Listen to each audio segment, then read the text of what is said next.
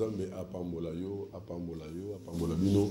Partout d'ici que vous se retrouvez, Brazzaville, Congo, Kinshasa, Congo central, Nzinga Nzinga, Nzambe apambola yo, Nzambe apambola bino. Gloire à l'Éternel. Bien-aimé, moment d'abisso ekoki, tolandaka, émission d'abisso béni de Dieu. Béni de Dieu, émission ekambami na musali na Nzambe, aza liboso na poste téléviseur na yo. L'évangéliste Ernest Mungu, Owapi Azali visionnaire tout le Mokambi, qu'on a une église évangélique bénie de Dieu, église où il s'est retrouvé dans la commune de Kintambo, na arena biso Maison Mbungu, en allant vers Vélodrome, topé arrêt Vélodrome, en allant vers Maison Mbungu, na avenue Kimvula numéro 3, avenue Kimvula numéro 3. Wapi esika oyo siège na biso et swami. Bien-aimé, lamuka pe la musa sunga bandeko nyonso balali pembe na yo nzinga na yo balamuka pona koyoka liloba nini o Nzambe atindeli biso na tongo ya lelo. Gloire à l'Éternel. Tobondeli pona koyoka liloba na Nzambe. Kolo na pesi yo merci. Yesu Masiya Nzambe na nguya nyonso. Na pambolio parce que za malam Seigneur mon Dieu. Merci Nzambo tambu singai pour nous commander sika o ina se retrouver liboso na mabota nyonso bandimi ko yambangai. Seigneur mon Dieu na lobaku te pa ina yo maloba oya comme ma édification et comme ma kimia et comme ma délivrance pe conversion na libota na yo. Sois contrôle en tout et pour tout pour la gloire de Nzambe na miracle na kombo Yesu Masiya tobondeli. Amen. Bien-aimé, Lelo, nous allons partager thème Yassika. Vous allez intituler les principes de retrouver la paix. Soit les principes pour retrouver la paix. Ba principe nini otoko landa, otoko luka, potoye bako se retrouver na kimia. Nalingi o na ngana boke binyoso. Ba principe ni toko landa, toko salela, toko sima, poto se retrouver na kimia. Bien-aimé, kimia ezani, la paix c'est l'absence des inquiétudes. Kimia ezali bokozanga kutungisama. Yango ezali kimia, c'est l'absence des inquiétudes, des troubles, des problèmes, tout ça. Mais je voudrais partager une chose très importante, bien-aimé. Le siège de la paix, c'est le cœur. Pour dire, pour osana kimia. Et c'est d'abord motema. Parce que base ya kimia eza motema. Base ya kimia eza motema. Ce qui motema nous bongisa miten de ronangai, okoza jamais na kimia. Yaomoni Jésus-Christ alobi dans Jean chapitre 14 verset 1. Alobi que votre cœur ne se trouble point. Croyez en Dieu et croyez en moi. Que votre cœur ne se trouble point.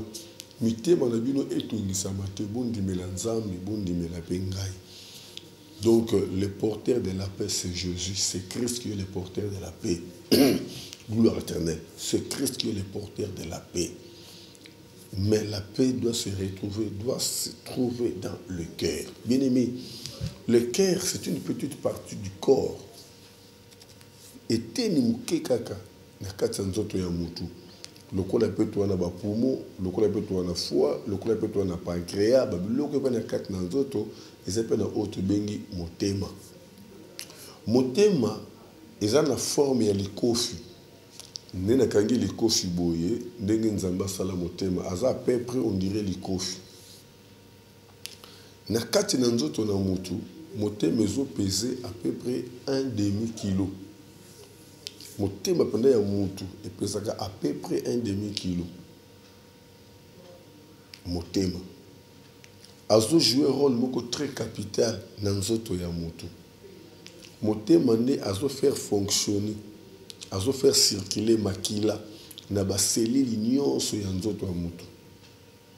Azo pomper bâtiment na ye so simbi eska motema eza oyoka pek tant azo beta nde azo panza makila. Bâtiment na ye eza à peu près plus rapide que seconde. Une minute tu as 60 secondes. Mais motema na une minute azo beta 72 coups ya bâtiment. Pour dire que eza un peu plus rapide par rapport à seconde. Et on remarque ce qui a un problème. Azam tungisa modelo comme songolo bâtiment na ye est multiplié à vitesse. Si il y a bâtiment comme multiplier vitesse, c'est qu'il y a déjà un danger. Bien aimé, physiquement parlant, malade de motema, et ça malade où est bien qui s'accate. Ce qui est belle à motema, à comme il y a un risque de ma casse. Ne voyons pas qui est normal à faire des crises cardiaques à Koufi. Bien aimé, biteni nyonso nzamba sala nzoto ya moto ezwaka repos. Nzoto nyonso ezwaka repos epemaka. Misu pe epemaka, matoyi epemaka, munoko epemaka.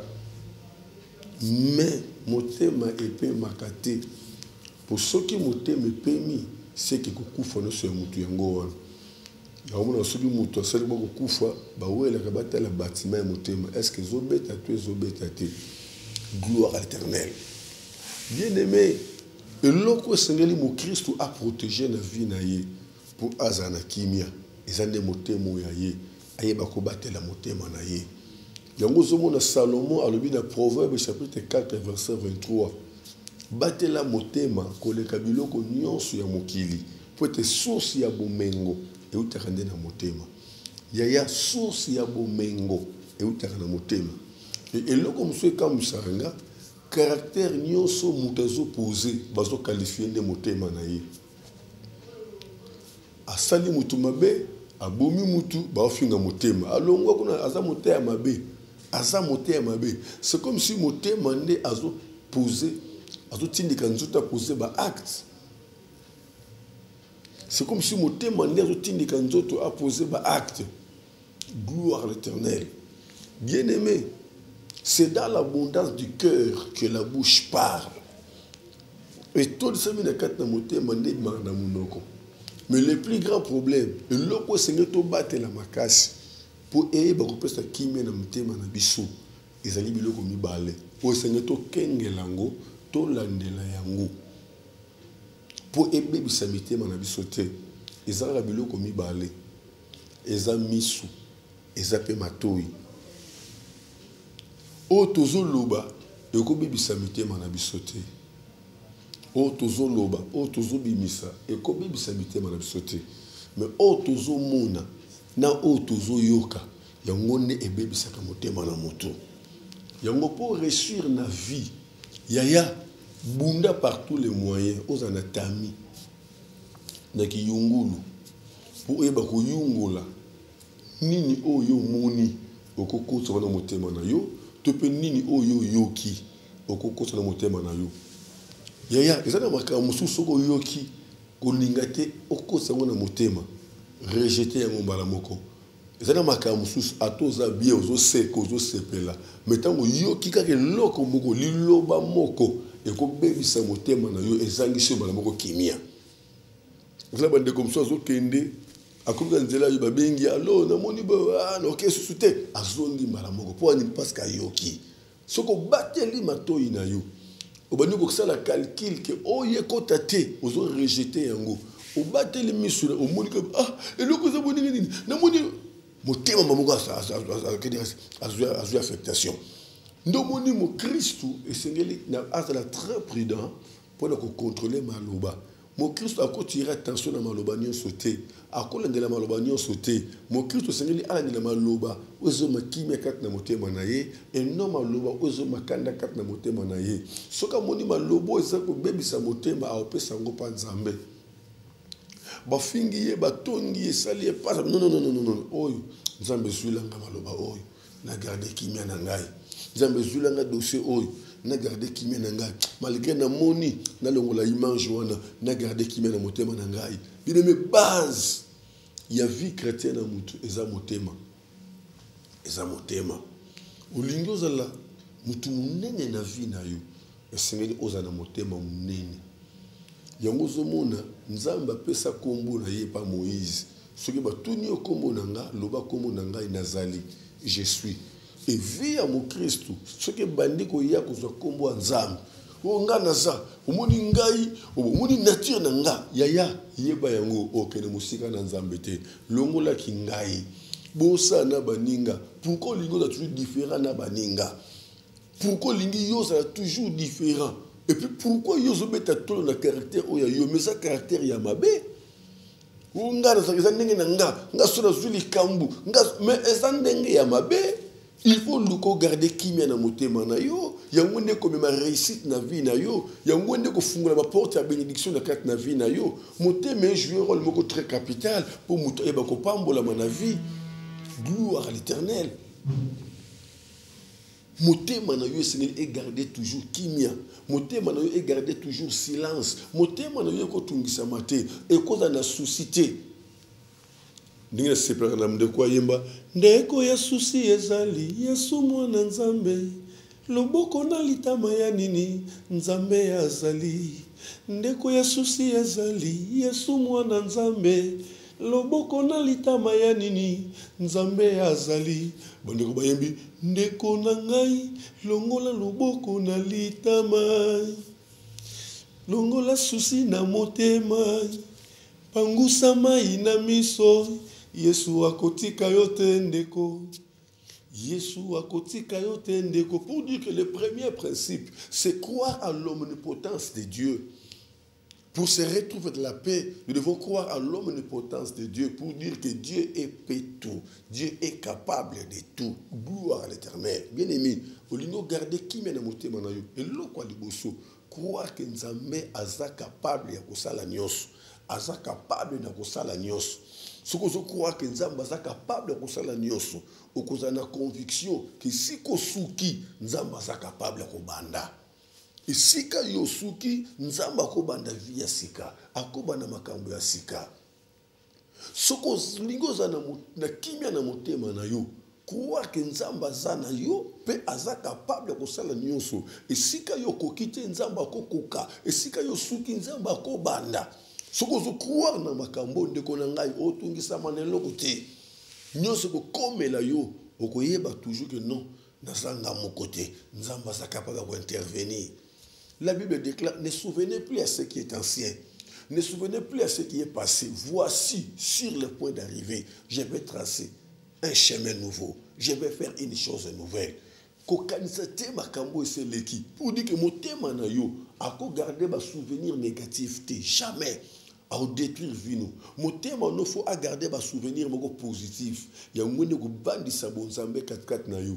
Olingo réussir na vie bunda ke motema no azalaka ka nesengo motema no azalaka nesengo ndenge Paul alobi na 1 Thessaloniciens chapitre 5 verset 16 alobi soyez toujours dans la joie. Or tant oloba toujours tozomona 365 jours na année nakati na toujours malade ezali nakati na toujours nzala ezali nakati na toujours chômage ezali nakati na toujours ba difficulté que dirais-je kokotonga mezali kochola mezali ba rejet ezali mais na nyonso ekokomelo apôtre Paul alobi yo zalaka na sengo nani yakota na sengo oya yebi ke ana Nzambe kati na ye. Gloire à l'Éternel.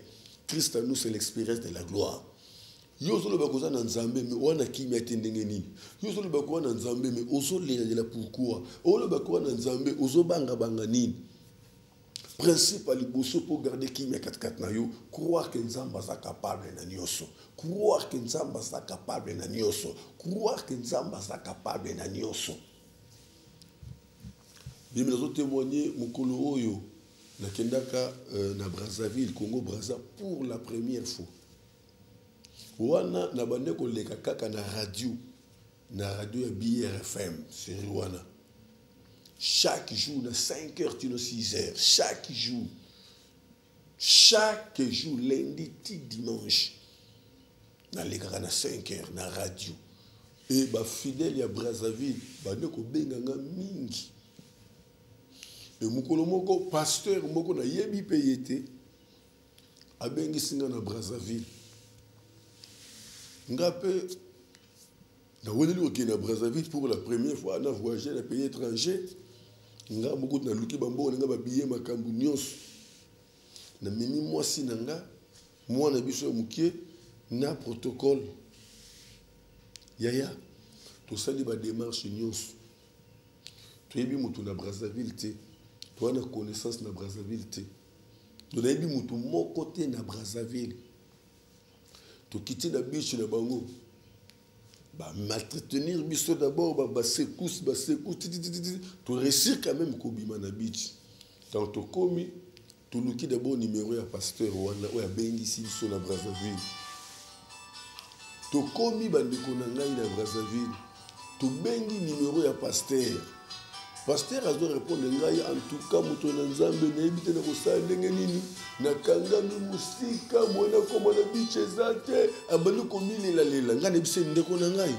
Est-ce que oye po oya ko détruire nga obengise nga po détruire nga po luka nga ba problème to po sala nga nini? Yo le que moyen oya awa ezate opesi biso solution nini?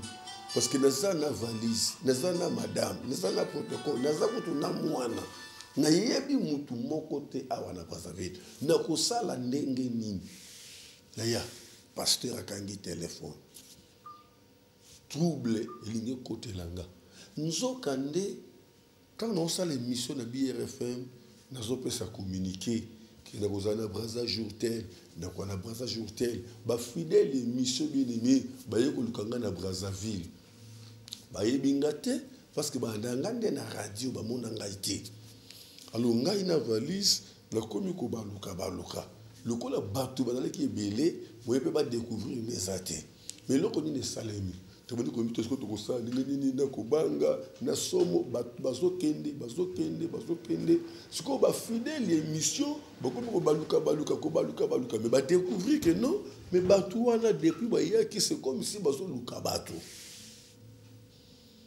Oya tuninga banga ba yebani pété ba nanga na mission mutunga côté na ye ba ko se retrouver netala boy bato ebele ba ko langa na beach.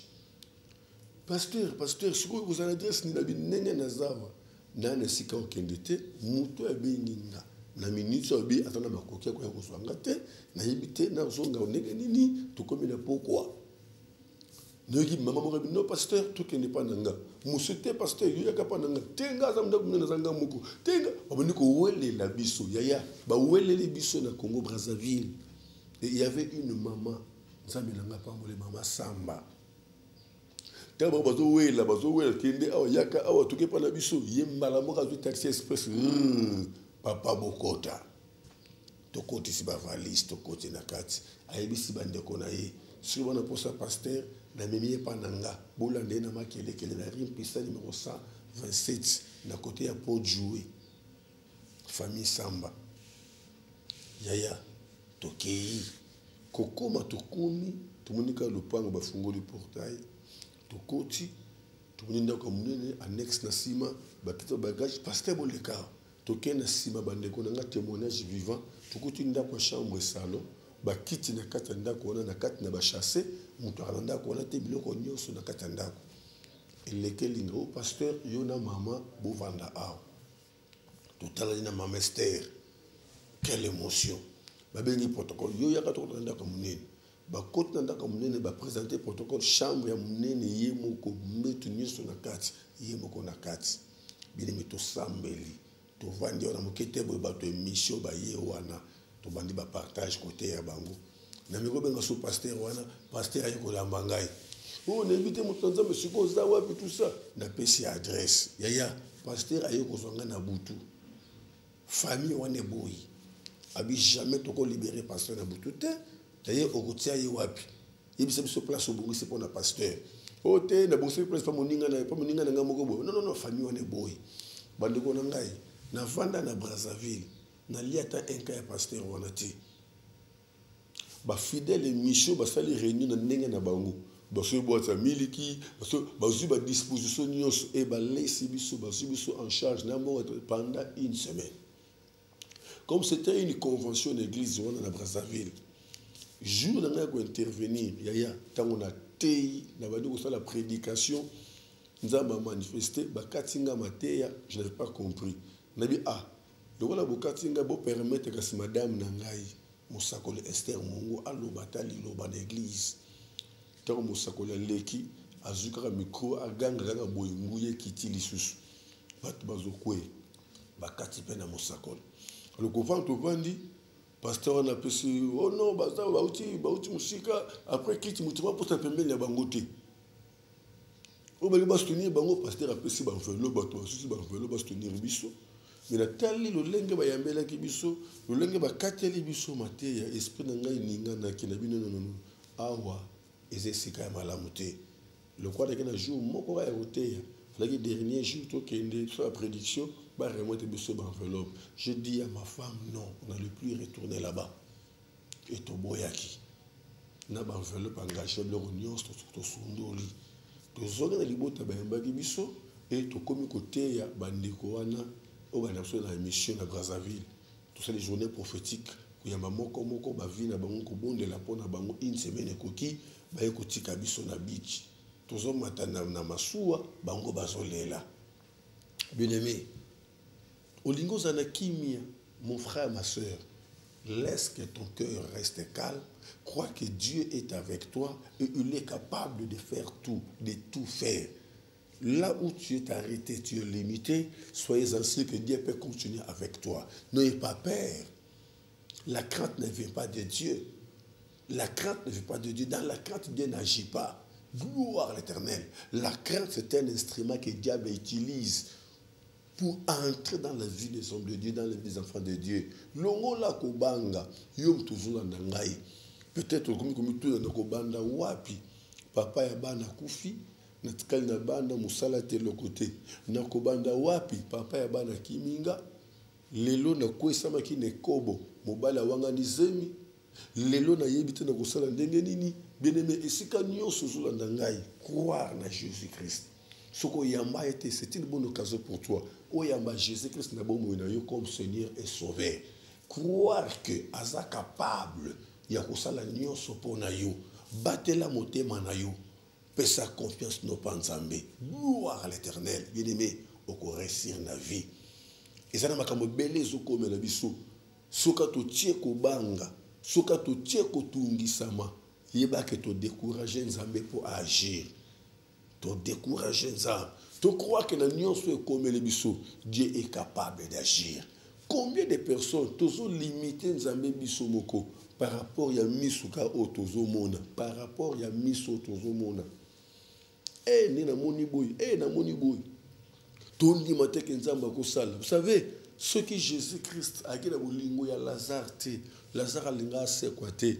Pourquoi Lazare alinga sekwate? Parce que bandeko ya Lazare bataki sûreté que Dieu, que Jésus-Christ pouvait faire quelque chose. Jésus-Christ, il est la résurrection et la vie. Devant les tombeaux de Lazare, Marie et Marthe n'étaient pas sûrs que Jésus pouvait faire quelque chose. Raison pour laquelle Jésus-Christ leur avait demandé Bolongo la libanga. D'abord, Bango va répondre à ça les 4 jours. De pas couper, ça fait 4 jours. Dans 4 jours, on a balaki si dire il y a les kambou. Nenge maman o ala kisanzambe dire ata yo moko nzambe mbula boni depuis mon botama depuis papa na bango voyageur depuis balanga kenda mbula boni souffrance ko sela mukoni ni nenge sewa zo balanga na ndako bakomi ko loba na ngai yo muto sambelaka bien aimé ko sambela ne dit absolument rien ko sambela dit absolument rien par rapport à nzambe ça signa pona yo. Maloba ya batu bien aimé et ko longola te onzambe aloba pona yo. Maloba ya batu e ko effacer te onzamba signa pona yo. Kondima na yo otongi yango na liloba na nzambe parce que nzamba za liloba. Otongi na maloba ya mama na yo te tata mo sirito noko na yo te. Bazo finga yo, bazo chola yo, bazo critiquer yo parce que ozo sambela, ozo mona clarté. Bien aimé et longoli onzamba aloba pona yo te. Garde ton cœur dans le silence, garde ton cœur dans la paix. Gloire à l'Éternel. Bolongo la libanga, ça fait 4 jours. Mais 4 jours, yaya. Maman obozo mona wana bolimbisanga. Aza maman oyo to bondela ki pona ye lobi to feta ki pona ye lobi. Akokisi 84 d'âge. 84 d'âge. Na tous les mamans secret na onini, abi secret na ngeza bolingo. Kozala na bolingo na bato pour dire que ko garder motema na kimia. Pour mon témoin, et cause à bolingoté, gloire à l'Éternel. 84 d'âge. Gloire à Dieu. Marina Marthe, même si Jésus, et c'est à polia, lumbi, pour dire que, bamoni gravité à l'écambo. eloko nini lekeli nzambe na mayele, eloko nini lekeli nzambe na makasi, eloko nini bien-aimé tokuwa ke nzambe aza capable na nyonso. Tobosa na citation na biso esali 10 ans, tolongola image ya 10 ans, tomona lelo tokuwa to s'engager, miracle est possible. Yaya longola ba ane nyonso totangela nzambe wana, longola ba ane nyonso tolakisa nzambe, nzambe aza capable asalaka na ntango na ye na moma na ye. Lokolo eza na bomoi, croire que miracle est possible. Lokolo na bomoi, croire que Dieu peut faire quelque chose. Na témoignera protocole na ngai mama nanu ibanda. Ya protocole oyo abali na misu nanga. Na juillet na 2004. Na juillet na 2004 pembeni nanga na kat na musala na nzambe. Aye ko bala na 2009. 5 ans après aye ko bala. Yaya première année à Botité, deuxième année à Botité, batu bakomi koluba ba critique ndenge na ndenge, yem tazara pembeni ya pasteur, pasteur asalaka ba délivrance, pasteur nzambe asalaka ba miracle, mais comment yazo bota te? Et comme si mutu na problème ko bota, yaya, ba bise tika na yo, atane mutu ba délivrance, mais en tout cas côté ko bota Lucas kamususu, po yemo ko protocole na bota te. Il y a combien de prières na sali pour le protocole nanga nzamba ba na nini na sala stérilité akobota nzamba ba na ndengwa toujours persévérer kaka toujours persévérer na sala stérilité akobota 3 ans protocole azobota te ya batu balobi batu zotonga bazo critiquer na ke retraite na zamba lo zizila na lela na bondela, na silika, na beta makopi. Donc, nous prions de nous tomber la nzambe. Na yeko za répondre à lali. Nous qui nzambe oswananga. Abi Ernest, na sa capable ya ko sala même na butu ya lelo protocole na azuzem.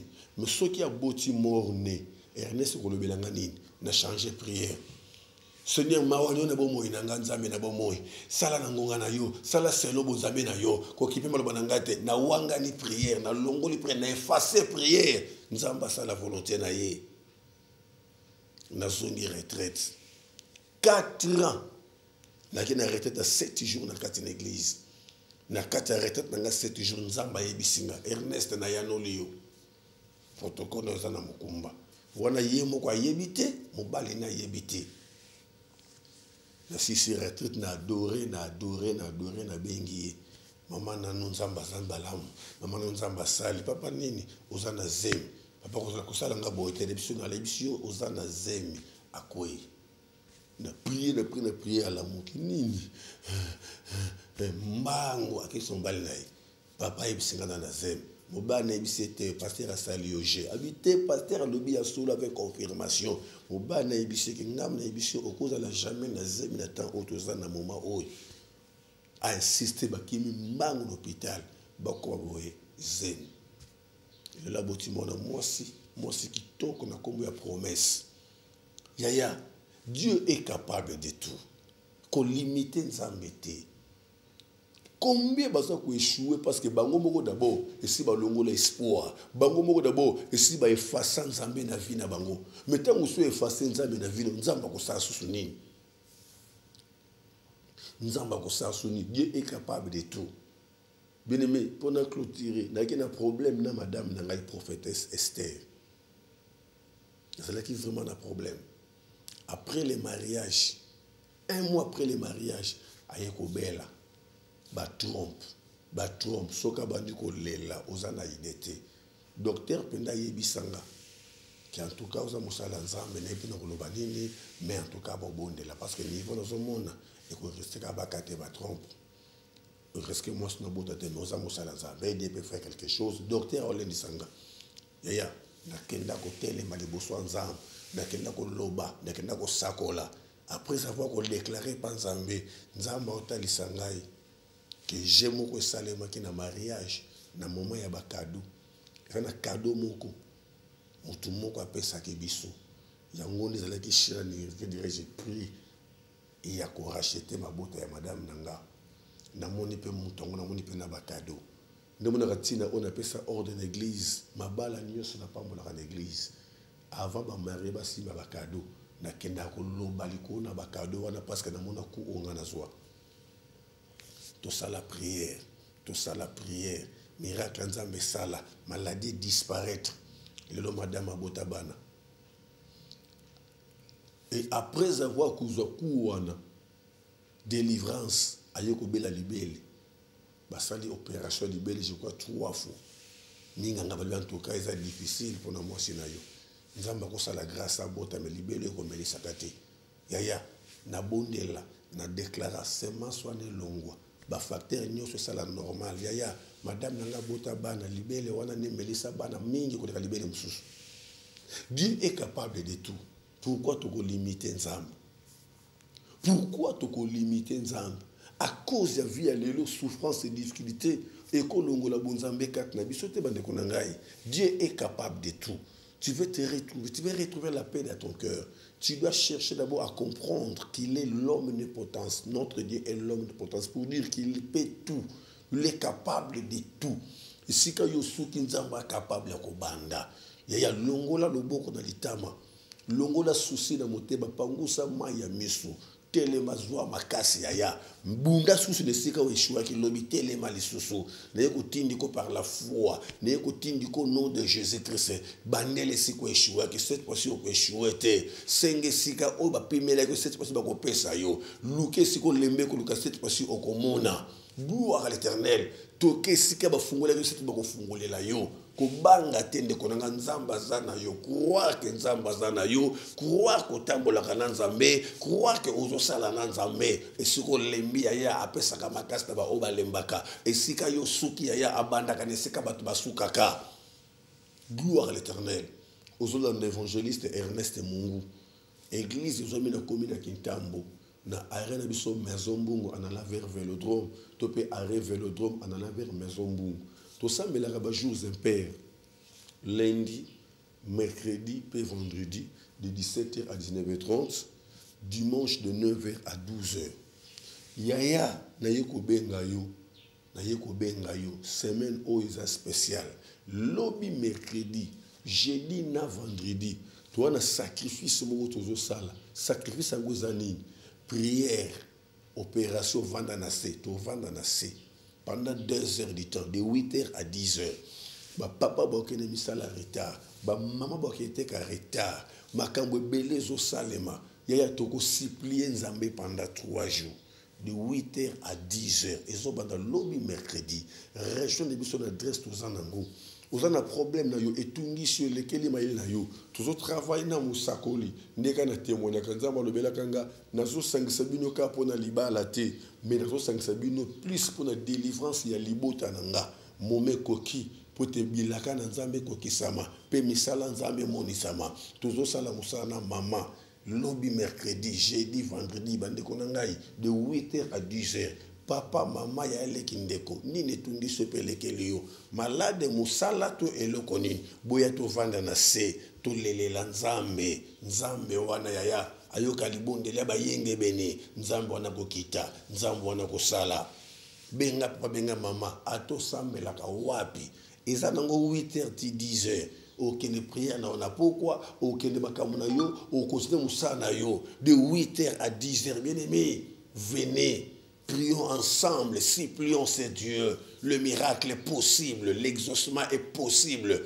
Il ne reste que 3 mois, il ne reste qu'un seul trimestre. Bien aimé, la Bible déclare, vaut mieux la fin d'une chose que son commencement. Mama zoa makasi, atotika la yomoko, bandeko bazwa na poto, nanzan internet, bozwa makasi, nzamba sa capable, yako bande la vie à sika. Il est capable de recommencer une nouvelle vie avec vous. Gloire éternelle, prends la force, prends courage. Telema lisusu yaya longola kolela lela et ko influencer nzambe ne lokote longola mawa souci nzamba ko tele influencer te nzamba za influencer na caractère o ezokwa na omniprésence na ye ezokwa na omniscience na ye ezokwa na omnipotence na ye aza partout ayebi nyonso pe akoki nyonso gloire à l'Éternel bandeko bazozo biso bako benga biso le plus de 143 89 75 15 851 plus 243 89 75 15 851. Toujours mis la commune à Massina, bien dédié Massina, dans le quartier 3, avenue Mayamba, numéro 97 bis, dans la direction Yaboba, au coup de bien dédié Massina. Tout le même programme qu'on a, même programme qu'on a, tout le même programme qu'on a, mais sauf que Awa, na Kintambo, tu prieras de 9h à 12h dimanche, mais na Massina, tu prieras bien aimé de 6h à 9h. Na Yambara na Kitambo, mardi à partir à 12h, puis dimanche après kilte, na Yambara na Massina, jeudi à partir de 8h. Na Yambara ndeko oyo, oui, allô? Ndeko pas Kei, je ne sais pas pourquoi ndeko Kei. Na bon de la caméra pour ndeko oyo. Bon de la pour nangai, nazana de mibali. Mais moko, alinginga makasi. Bon de la pour na oyo, alinginga mingi. Tozana eti na suka. Et le comme côté et kabrabiso. Bon, alingi o mingi te. C'est déjà un danger permanent. Comment y a bani mibali. C'est déjà un danger permanent. Au kozana bali moko, ceux qui mususu soit ya. D'abord mobali ngo, bo sala ki engagement ni. Parce que fiançailles ezali ngo libala te. Fiançailles ezali ekobote. Fiançailles ezali étude ya comportement na caractère. Ce que simbi to vanda, ce que c'est to vanda te. Et quand on a fiancé, il y a des sous-moutés. Mais fiancé, c'est comme un B. Si vous avez des nzoto, et comme dans un B, comme il y a danger. Parce que fiancé, il y a des nzoto. Il y a proposé, il y a un caractère pour vous engagement. Et si vous ne pas y au mec qui balancer, on a très bien, on s'engage.